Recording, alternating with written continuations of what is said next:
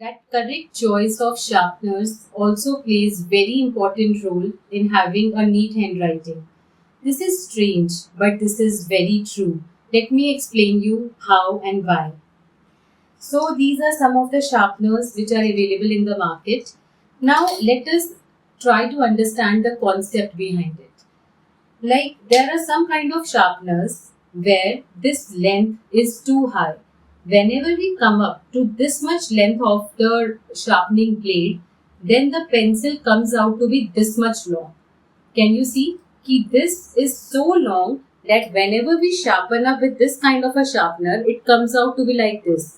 And whenever we ask the child to hold pencil like this, his pencil gripping is coming 4 millimeter away from the writing tip. In order to have a writing legibility, there has to be a minimum gap between the tip of the lead and the place where you hold the pencils.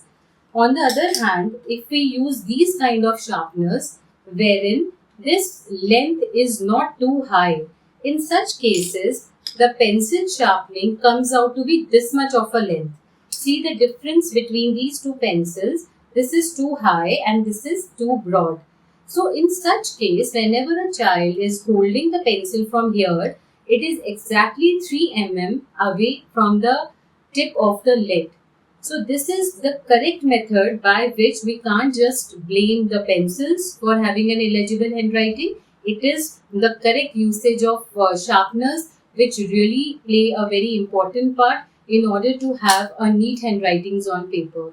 These kind of small techniques and tips can really help your child or you if you are preparing for any kind of competitive examinations to have a speedier handwriting. Because on the same manner, whenever we do choice of a pen, there is always a 3 mm gap. Can you see this green portion of this pen? So this is the correct place where you should hold your pencil. So in the similar way with the pencils, you have to take care of the sharpeners. So pencil and sharpeners and the correct choice of pens do plays very important part in order to have a neat handwritings.